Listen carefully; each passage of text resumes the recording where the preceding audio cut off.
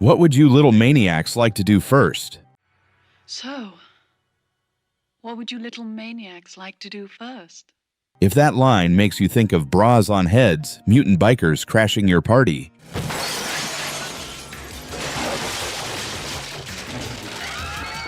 and a computer-generated dream girl with 80s attitude, I feel like an asshole. This had better work. This is just a blueprint, okay? Now look. then welcome to Weird Science. This movie wasn't just weird, it was chaotically weird. A teen tech fantasy written at light speed. Here she is. You deal with the drinks, I'll kill the girls. Starring future superstars and packed with fart jokes, poop suits, and some very real tension behind the scenes. Would you please turn me back to normal, please? I haven't done anything to you. Let's break down 20 wild facts about weird science that'll melt your floppy disks. Number 1, John Hughes wrote the script in just 2 days. Yep, 2 days. Hughes was a machine in the 80s, but this was fast, even for him. Inspired by an old comic and his own wild imagination, Hughes cranked out the screenplay for Weird Science over a weekend. The result? A movie that feels like it was dreamt up during a sugar rush. And somehow, it works. Number 2, Lisa is named after Apple's first GUI computer. Kelly LeBrock's iconic character wasn't just a random name. If you get the chance, shower with them. I did. Lisa was actually a nod to the Apple Lisa, the first commercial computer with a graphical interface. It makes sense. She is a digital creation after all, a sexy, sarcastic muse born from wires, circuits, and a lot of teenage hormones. Number 3, the theme song was written in a moving car. Danny Elfman, frontman of Oingo Boingo and future film score legend, wrote the theme song after a phone call from Hughes. He was literally driving when the melody hit him. He pulled over, scribbled the whole thing out, and boom.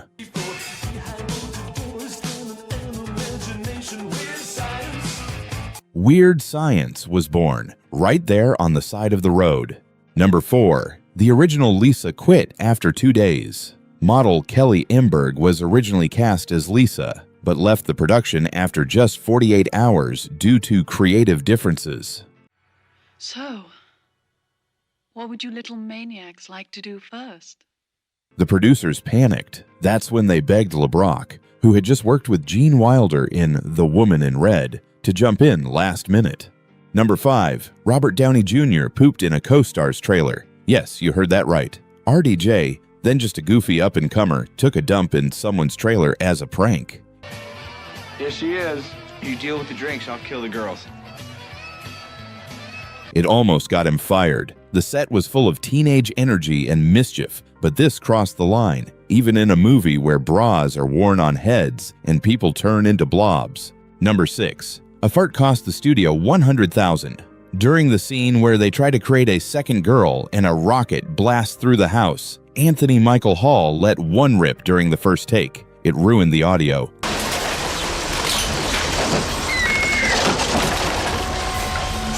The whole scene had to be reshot, setting them back $100,000. That's the most expensive fart in teen movie history.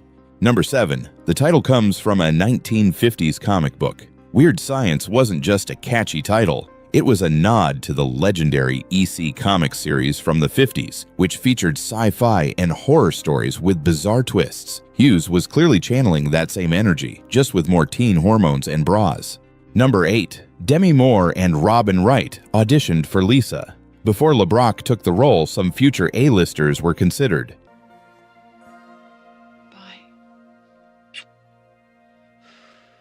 Demi Moore and Robin Wright both auditioned to play Lisa, but didn't make the cut. Imagine either of them trying to pull off the iconic shower scene with the same confidence. Yeah, it's hard. Number 9, Bill Paxton couldn't wear the poop suit. When Chet gets transformed into a grotesque pile of steaming goo, Paxton was supposed to wear a full-body prosthetic suit. Would you please turn me back to normal, please? I haven't done anything to you. But he suffered from claustrophobia and couldn't do it. Instead, they used animatronics and practical effects to bring gross Chet to life. Still one of the weirdest transformations in teen comedy history. Number 10, Elon Mitchell Smith became a professor. After Weird Science, Mitchell Smith left acting completely. He went on to get a PhD and became a professor of medieval literature. He didn't return to screens until 2017 when he made a nostalgic cameo on The Goldbergs, playing himself, complete with nerdy throwback glory. Number 11. John Hughes and Anthony Michael Hall had a falling out. Despite being Hughes' golden boy, starring in 16 Candles, Breakfast Club, and Weird Science, I mean, it's definitely a different kind of love, you know. Hall and Hughes had creative disagreements during production. After this film, they never worked together again. The Nerd King lost his crown. Number 12. Hall was paid double what Mitchell Smith made. Hall walked away with $300,000 for his role. Mitchell Smith, just $150,000. Despite being co-leads, the difference sparked a bit of tension. Well, maybe you'd be more comfortable if I invited all these people back to your house. It reflected their real-world status, too. Hall was already a rising star, while Mitchell Smith was still relatively unknown. Number 13. It inspired a TV show that lasted 5 seasons. In 1994, Weird Science became a TV sitcom. It actually ran for 5 seasons. You're completely loyal to them. I do whatever they say. Longer than you'd expect for a show about a computer-generated dream girl. Lisa was played by Vanessa Angel, and the series leaned even harder into the sci-fi weirdness. Number 14. Hall and Robert Downey Jr. joined SNL, then got fired. Right after filming, both actors were recruited to Saturday Night Live as part of a fresh-faced 1985 cast. Neither lasted long. Hall struggled to adapt, and Downey Jr.'s offbeat humor didn't quite click with the writers. They were both axed after 1 season. Number 15. It connects to The Breakfast Club. Weird Science was filmed while Hughes was still finalizing The Breakfast Club.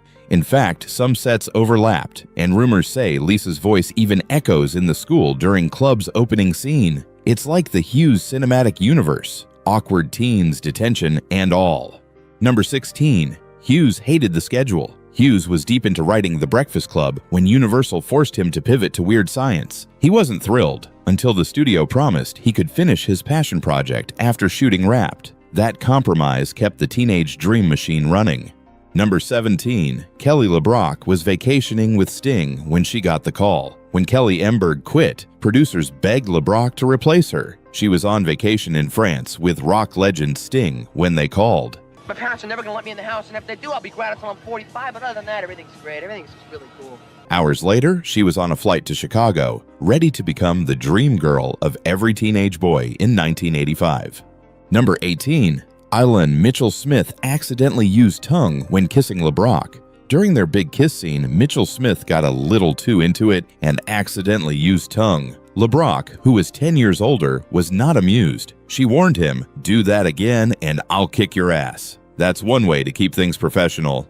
Number 19. Downey Jr. was almost turned into a pig. In an earlier, even weirder draft of the script, Robert Downey Jr.'s character was supposed to be magically transformed into a pig, and his sidekick into a donkey. Really run as deep as yours do for Lisa. And it's respect. It's like the time we spent together, you know? As punishment for bullying the nerds. It fit the film's anything goes tone, but test audiences and producers thought it went a little too far. The idea was scrapped, but some concept art and effects plans were already in the works before the cut. Number 20. The set was total chaos. Behind all the teenage fantasy and sci-fi madness, the Weird Science set was an unpredictable circus. Cast members described it as pure chaos, full of fart jokes, wild pranks, random script changes, and awkward moments like accidental kisses. With a young cast, tight schedule, and crazy effects, things were constantly on the edge of spiraling.